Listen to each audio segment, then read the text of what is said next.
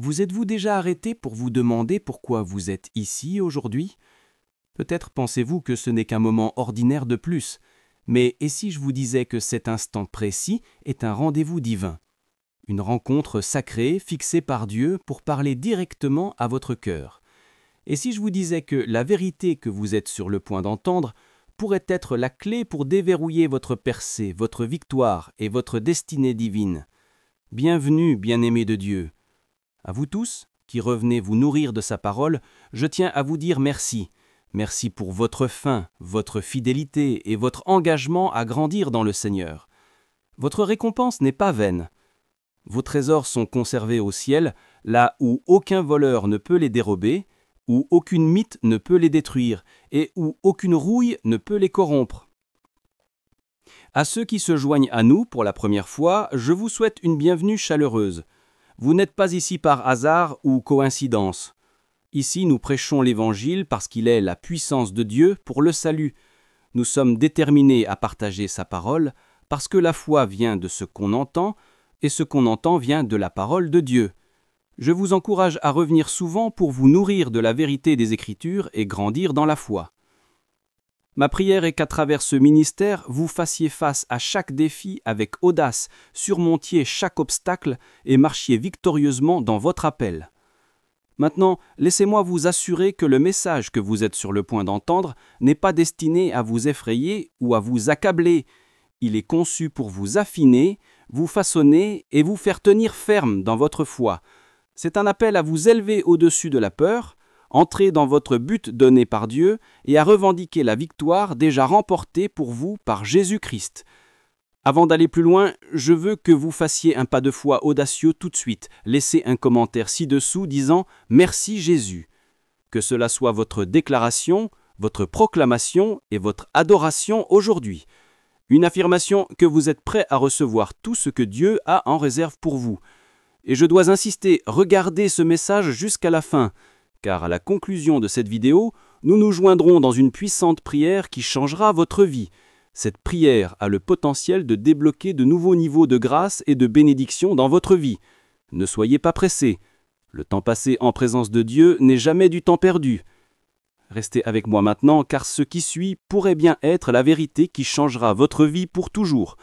Plongeons-y. Je me tiens devant vous aujourd'hui, non pas pour vous caresser l'oreille ou apaiser vos émotions, mais pour allumer un feu dans votre âme.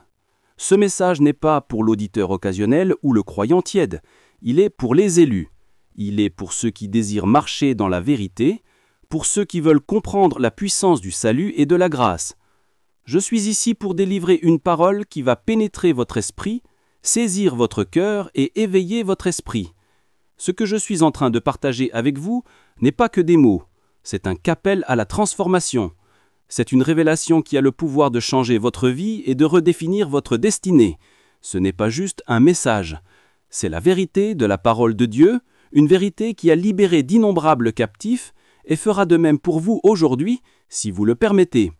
C'est le message de la grâce, la faveur imméritée de Dieu qui nous sauve, nous transforme et nous soutient.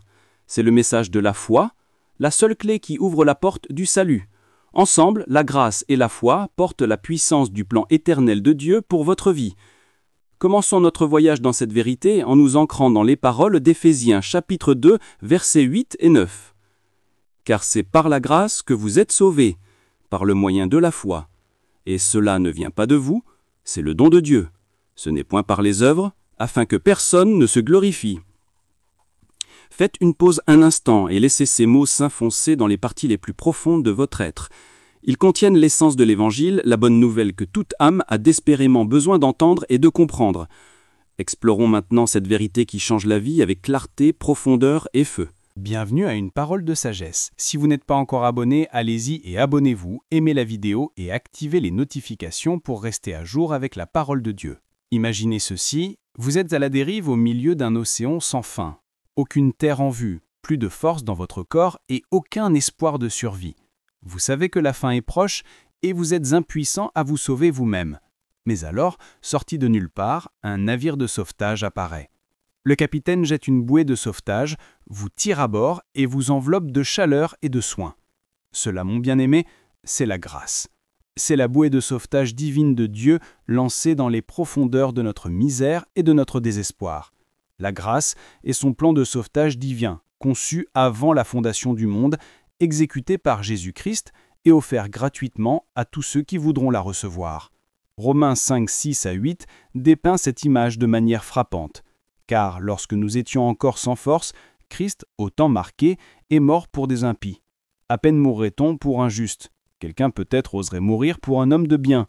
Mais Dieu prouve son amour envers nous, en ce que, lorsque nous étions encore des pécheurs, Christ est mort pour nous. Alors que nous nous noyons dans le péché, complètement incapables de nous sauver nous-mêmes, Dieu a étendu sa main de grâce. Il n'a pas attendu que nous nettoyions nos vies. Il n'a pas exigé que nous fassions d'abord notre preuve. Non, il est venu nous chercher à notre point le plus bas, au moment où nous étions les plus indignes. C'est ce qui rend la grâce si radicale, si profonde. Elle est imméritée, elle est involontaire, c'est un cadeau de Dieu, offert non pas en fonction de qui nous sommes, mais en fonction de qui il est.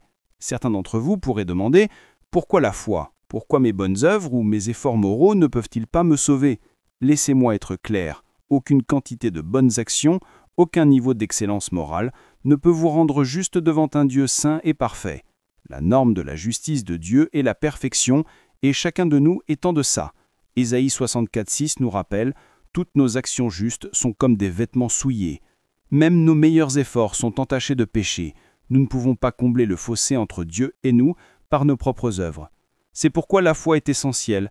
La foi déplace l'attention de nous-mêmes à Jésus-Christ.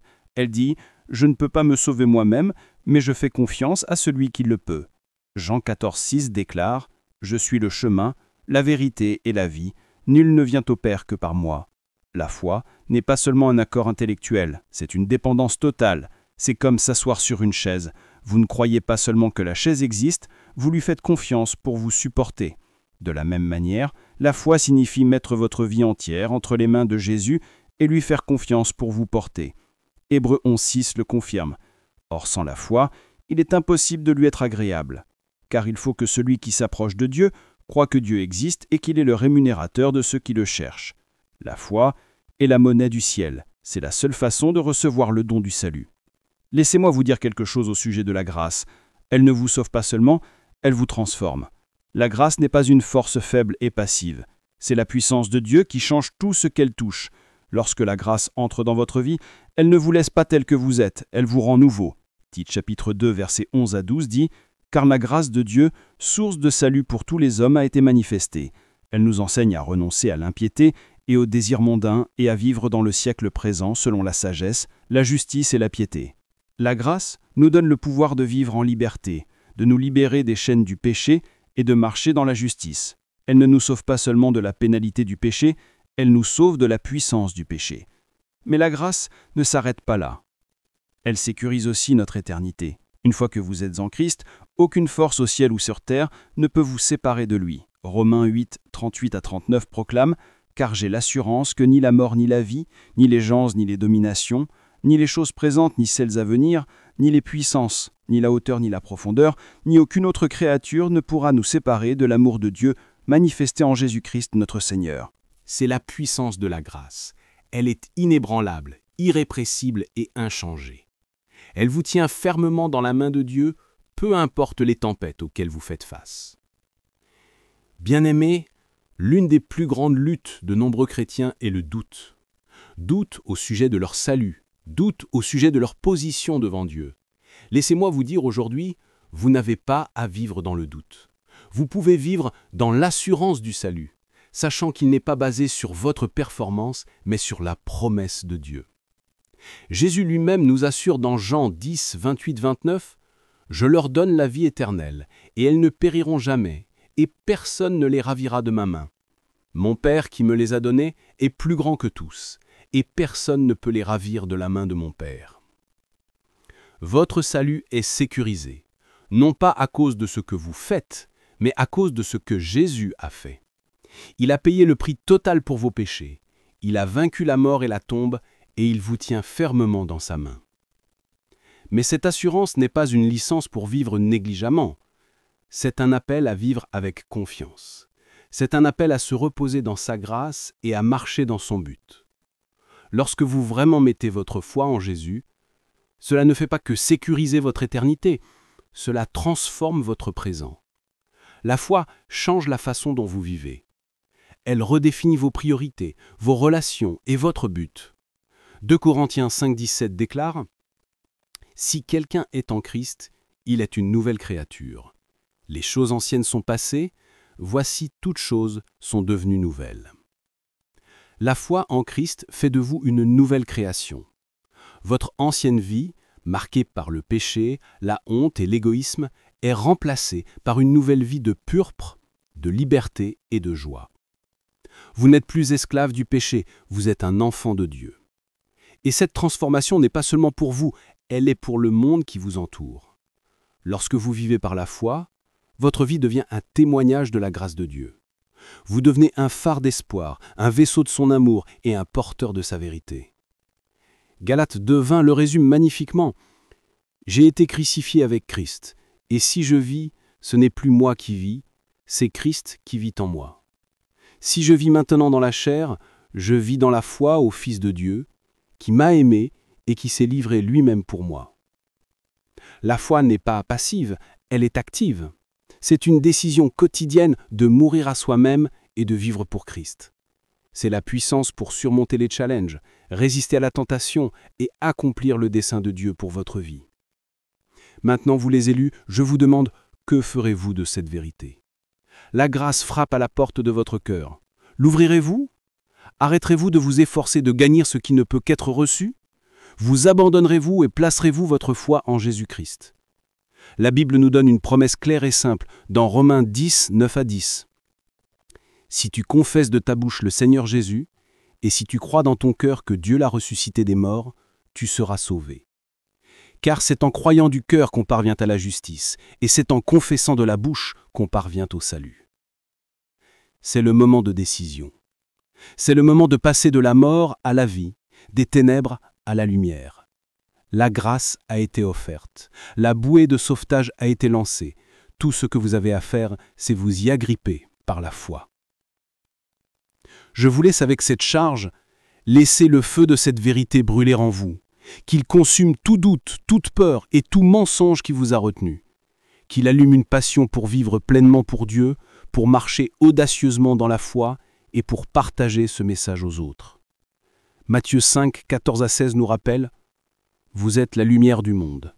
Une ville située sur une montagne ne peut être cachée, et on n'allume pas une lampe pour la mettre sous le boisseau, mais on la met sur le chandelier, et elle éclaire tous ceux qui sont dans la maison. Que votre lumière luise ainsi devant les hommes, afin qu'ils voient vos bonnes œuvres et qu'ils glorifient votre Père qui est dans les cieux. » Allez-y, vous les élus, emporteurs de ce feu. Vous êtes sauvés par grâce, par la foi et pour sa gloire. Que cette vérité transforme votre vie et embrase le monde qui vous entoure. 4. Prière de clôture.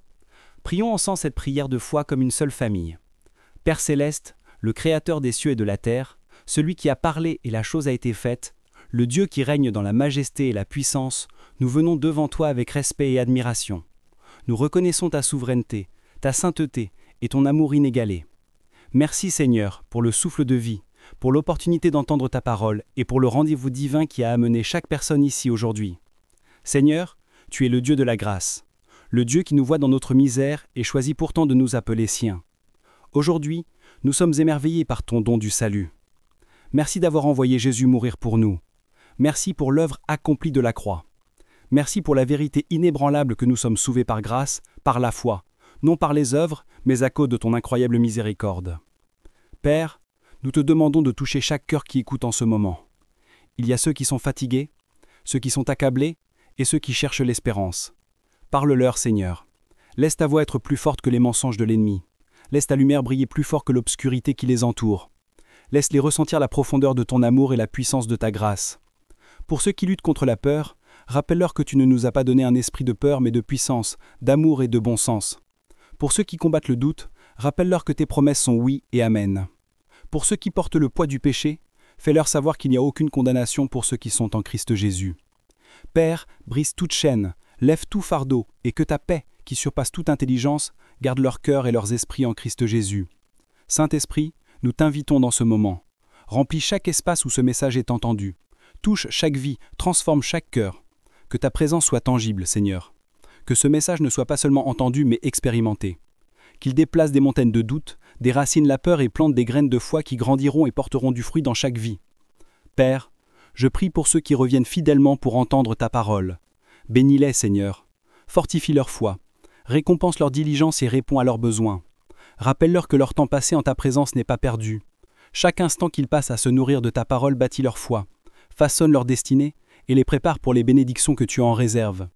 Pour ceux qui entendent ce message pour la première fois, je les élève à toi, Seigneur. Que cela soit le début d'un voyage qui change leur vie pour toujours. Qu'ils ressentent la puissance de ta parole et la profondeur de ton amour. Attire-les à toi, Seigneur, et plante dans leur cœur un désir de continuer à te chercher. Car ta parole dit que ceux qui te cherchent te trouveront. Seigneur, je prie pour ceux qui feront un pas de foi pour s'abonner, aimer et partager ce message. Bénis-les abondamment pour leur obéissance et leur fidélité à répandre ton évangile. Que leurs actions apportent la lumière à ceux qui sont dans l'obscurité, l'espérance aux désespérés et le salut aux perdus. Père, ouvre les écluses du ciel sur leur vie. Bénis leur foyer, leur famille, leur travail et leur ministère. Que leur fidélité soit une graine qui se multiplie en moisson éternelle. Et maintenant, Seigneur, nous prions pour chaque défi représenté ici. Pour ceux qui sont en détresse financière, Seigneur, tu es Jéhovah, Jireh, notre pourvoyeur. Pour ceux qui combattent la maladie, tu es Jéhovah, Rapha, notre guérisseur. Pour ceux qui cherchent direction, tu es le chemin, la vérité et la vie. Pour ceux qui se sentent abandonnés, rappelle-leur que tu es Immanuel, Dieu avec nous. Père, nous déclarons la victoire sur chaque bataille, la paix dans chaque tempête et l'espérance dans chaque situation. Nous décrétons que les chaînes se brisent, les portes s'ouvrent et les vies sont transformées, maintenant, dans le puissant nom de Jésus. Que cet instant soit un tournant, Seigneur, un moment où ta puissance est révélée et ta gloire manifestée. Enfin, Seigneur, nous te remercions pour ta promesse de la vie éternelle. Que ce message nous rappelle à tous la grande espérance que nous avons en toi. Fortifie-nous à marcher beudement dans notre appel, à vivre dans l'assurance de notre salut et à partager cette vérité avec un monde qui a désespérément besoin de toi. Nous proclamons aujourd'hui que Jésus-Christ est Seigneur, et nous te rendons toute la gloire, l'honneur et la louange. Nous scellons cette prière dans le puissant et incomparable nom de Jésus-Christ, et que tout le peuple de Dieu dise Amen. Si ce message a touché votre cœur, et que vous souhaitez soutenir notre mission de diffusion de la parole de Dieu, il y a un lien épinglé dans les commentaires d'ici-sous. Aucun don n'est trop petit. Votre générosité, même un seul centime, peut apporter de l'espoir et de la joie dans la vie de quelqu'un. Merci de vous associer à Dieu dans cette œuvre importante.